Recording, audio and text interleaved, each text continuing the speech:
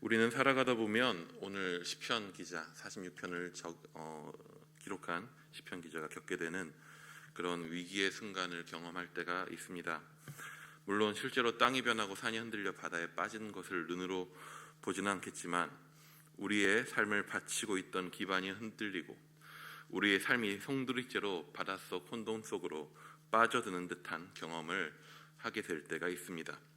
그럴 때 우리는 어떻게 반응하게 됩니까? 사실 우리의 일상, 우리의 평소의 삶 또한 여기에 영향을 받으며 삽니다.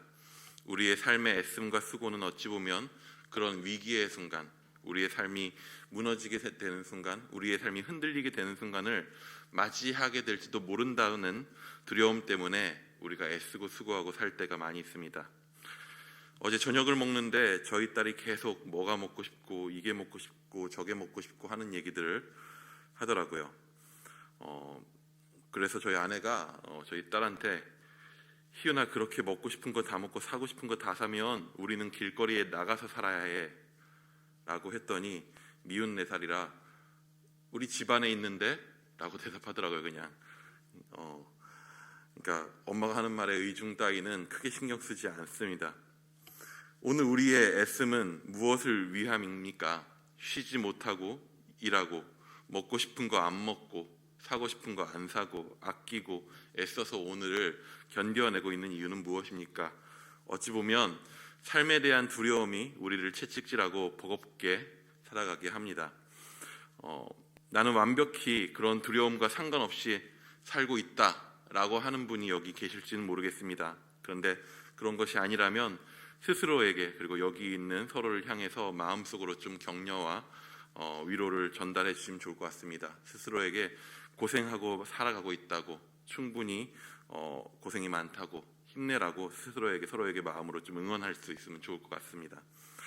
이러한 결코 쉽지 않은 세상 속에서 살아가는 우리에게는 이런 위로와 격려가 항상 필요합니다.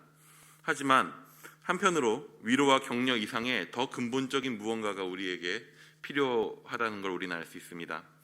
하나님께서 우리를 지으셨을 때 두려움에 쫓겨서 오늘을 살으라고 그렇게 아마 짓지 않으셨을 것입니다. 처음 창조된 사람들도 물론 일하는 존재였습니다. 놀고 먹는 존재들은 아니었습니다. 그들은 에덴 동산을 가꾸는 동산직이었습니다. 하지만 그들의 일의 원동력은 아마 두려움은 아니었을 것입니다. 하나님은 우리의 삶을 기쁨으로 충만하도록 지으셨습니다. 그래서 그들이 있던 동산의 이름도 에덴, 기쁨이었겠죠. 쉽지 않은 세상 속에서 우리는 어떻게 그렇게 살아갈 수 있을까요? 두려움이 아닌 기쁨으로, 확신으로 그렇게 오늘을 살아갈 수 있는 힘은 어디서 오는 것일까요? 오늘 시편 기자는 우리가 모두 겪고 싶지 않을 만한 그런 상황을 경험한 듯합니다. 우리 2절에서 3절까지의 말씀을 한번 같이 읽어보도록 하겠습니다. 2절 3절입니다. 땅이 변하든지 산이 흔들려 바다 가운데 빠지든지 바닷물이 솟아나고 뛰놀든지 그것이 넘침으로 산이 흔들릴지라도 우리는 두려워하지 아니하리로다. 산과 바다가 뒤집어지는 내용은 단순히 저자의 상상만은 아닐 것입니다. 그런 상황이 온다면, 올지라도 내가 경험은 안 했지만 그런 상황이 온다면 이라고 이야기하는 것은 아닐 것입니다. 그는 아마도 땅이 변하고 산이 흔들리는 듯한 그런 경험을 했을 것입니다. 그 산이 바다에 빠지고 바닷물이 솟아나고 뛰놀아 넘쳐나는 그런 상황을 경험했습니다.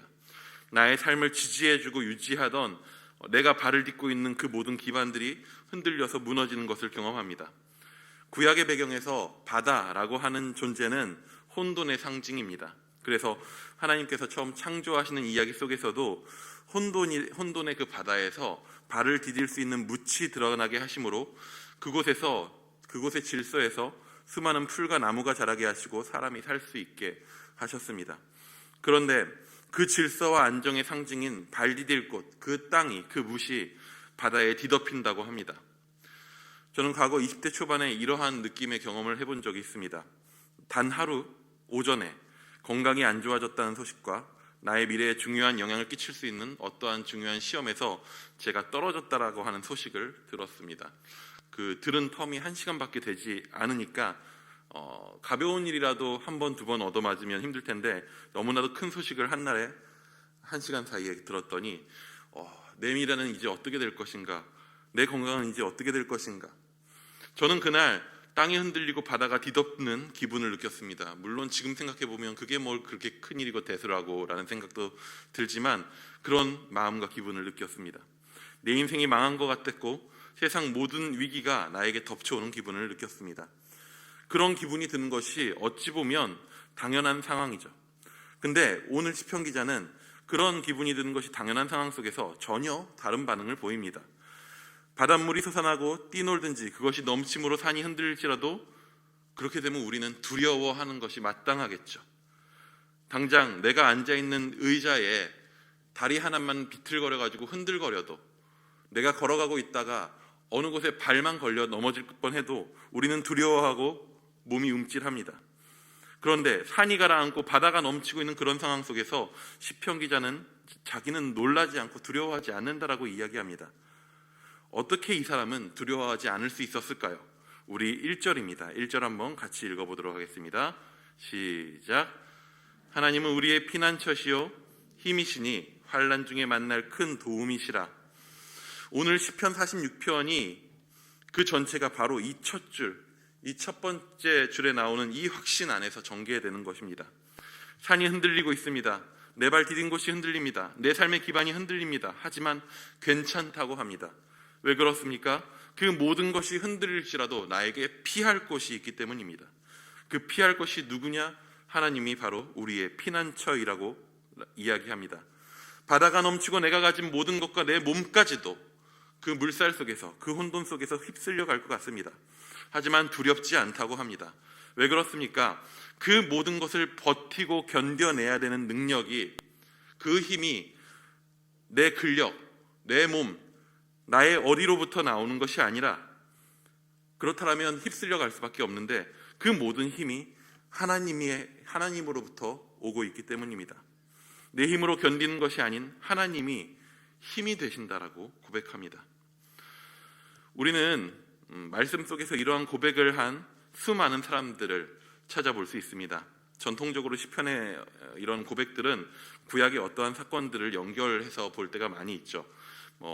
당장 시편 51편 같은 경우에는 다윗이 밧세바를 범하는 회개하며 지은 시로 알려져 있기도 하고, 시편 8편은 골리앗을 물리친 후 지은 시, 그런 식으로 이런 구약의 어떠한 상황과 이야기 속에 시편의 고백들을 연결합니다.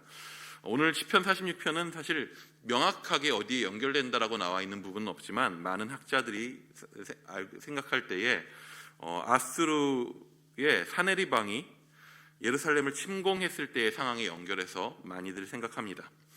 당시 최강대국이었던 아수르의 사네립이 북이스라엘을 멸망시키고 유다의 모든 성읍들을 무너뜨리고 예루살렘을 둘러쌉니다. 당장 오늘의 상황과 너무나도 비슷합니다. 예루살렘은 산 위에 있는 도시였습니다. 산은 예루살렘을 지지하고 있었습니다. 근데 거대한 군대가 발을 구르며 쳐들어옵니다. 18만 5천이나 되는 사람들이 그 군대가 발을 구르며 뛰어오니 땅이 진동하고 흔들리는 듯합니다. 혼돈의 바다같이 몰려온 사니네비의 18만 5천의 군대가 예루살렘이 있는 산을 흔들어 뒤덮어버렸습니다.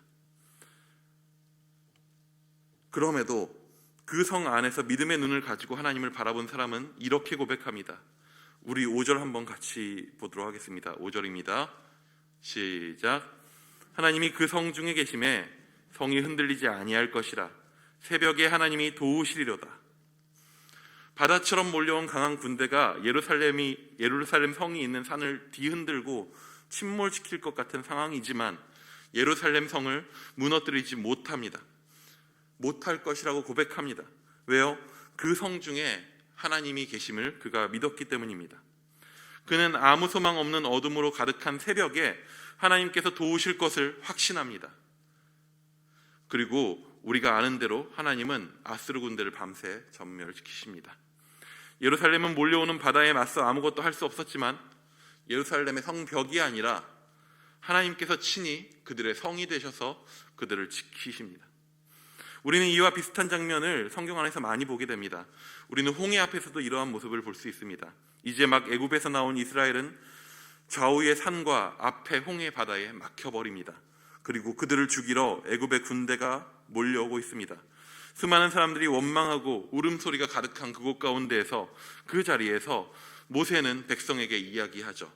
너희는 두려워하지 말고 가만히 서서 여호와께서 오늘 너희를 위하여 행하시는 구원을 보라. 너희가 오늘 본 애굽 사람을 영원히 다시 보지 아니하리라. 여호와께서 너희를 위하여 싸우시리니 너희는 가만히 있을지니라. 모든 것이 무너진 것 같은 그때 내 힘으로 아무것도 할 수 없는 그런 순간들이 있습니다. 바닥을 치는 것 같은 순간들이 있습니다. 이제 나는 끝났구나 라고 하는 생각이 드는 순간들이 있습니다. 산이 흔들려 바닷속에 잠겨 요동하는 그런 순간이 있습니다. 우리는 끊임없이 그런 순간을 맞이하지 않으려고, 그런 위기의 순간을 피해보려고 오늘의 일상을 두려워하며 애쓰며 살아갑니다. 하지만 그럼에도 불구하고 내 힘으로는 그러한 것들을 피해갈 수 없음을 우리는 너무나도 잘 알고 있습니다. 살아갈수록 그렇게 경험합니다. 세상은 그런 순간을 이제 끝이라고 이야기합니다. 좌절할 때라고 이야기하고 포기할 때라고 말합니다. 하지만 오늘 시편 기자를 비롯한 이와 같은 고백들을 하는 많은 신앙의 선배들은 우리에게 이렇게 이야기합니다. 하나님을 우리의 피난처로, 힘으로, 큰 도움으로 고백하는 사람들에게는 바로 그 순간, 내가 아무것도 할 수 없는 순간, 바닥을 친 그 순간이 바로 하나님이 일하시는 순간이라고 말합니다. 지금 우리는 힘들고 괴로운 일들이 많은 시간들을 지나가고 있습니다. 우리가 계획한 많은 것들이, 우리의 일상들이 무너집니다. 사람과 사람의 교제 가운데서 힘을 얻었던 많은 만남들이 멈추고 우리 삶의 중심이었던 예배의 자리마저도 자유롭지 못한 상황이 되었습니다. 우리 곁에 함께 했었던 사람들과 다시 어깨를 맞대고 예배할 수 있을지, 가끔 TV를 보다가, 가끔 어떤 영상을 보다가 과거에 사람들이 모여서 예배하는 장면을 보면 흠칫합니다. 저러면 안 되지 않나? 3년 전의 일인데 이게 이제 모여서 예배드리는 것이 어색하게 느껴질 만큼 우리의 삶이 많이 변했습니다. 돌아갈 수 있을지, 함께 찬양하는 시간들이 올지, 함께 교제하고 즐겁게 헌신하던 그 시간들이 우리에게 올 수 있을지 막막합니다. 하지만 우리의 신앙의 선배들은 이보다 더 막막한 상황 속에서 오늘 이 시편의 고백으로 다시 일어났습니다. 종교개혁자인 마틴 루터가 당시 절대적인 권력을 갖고 있었던 가톨릭 교회에 저항하여 95개조 반박문을 내걸고 싸울 때에, 그가 재판의 자리에 나아가야 할 때 그는 아무런 두려움을 느끼지 못하는 그런 감정 없는 사람이 아니었습니다. 그는 두려웠고 죽음 앞에서 고통스러웠습니다. 하지만 그는 괴로울 때에 오늘 시편 46편의 그 말씀을 묵상하며 하나님이 나의 피난처시여 힘이시여 도움이시라 고백하며 찬양을 짓습니다. 그것이 바로 오늘 우리가 앞에 불렀었던 내주는 강한 성이요 라는 찬양이었습니다. 목숨을 내걸고 싸워야 하는 그 순간에 종교개혁자들은 하나님께서 친히 우리의 피난처가 되신다고, 내가 가진 어떠한 것이 아니라 그가 우리의 성이 되신다고 그렇게 고백했습니다. 1940년 부활절 아침 평양 산정형교회에서도 이 찬양이 똑같이 울려 퍼졌습니다. 끝까지 신사참배를 거부하던 주기철 목사와 성도들을 향해서 일본 경찰들이 성남 표정으로 진을 치고 있을 때 그 성도들은 어느 때보다도 일찍 교회에 모여서 힘차게 내주는 강한 성이시라고, 방패와 병기 되신다고, 큰 환난에서 우리를 구하여 내시리라고 반복해서 찬양했습니다. 우리는 이 어려운 시기 가운데, 모두가 고통받고 있는 시기 가운데 어떠한 마음으로 오늘을 살아내고 있는지 돌아보기 원합니다. 우리가 하나님께서 나의 성 되신다고, 나의 피난처시라고, 나의 힘이시라고, 나의 도움이시라고 고백한다면 오늘의 모든 상황 가운데에서 두려워하고 멈춰있고 고통스러워하고 좌절하고 하기보다는, 그럼에도 불구하고 오늘 나의 삶을 지키시고 죽음에서부터도 우리를 결국 건져내실 하나님이 위하시면 무엇이 나를 대적하리요 고백했었던 바울의 고백처럼 오늘을 기쁨 가운데, 감사함 가운데 살아낼 수 있는 그러한 주의 성도가 될 수 있기를 기대합니다.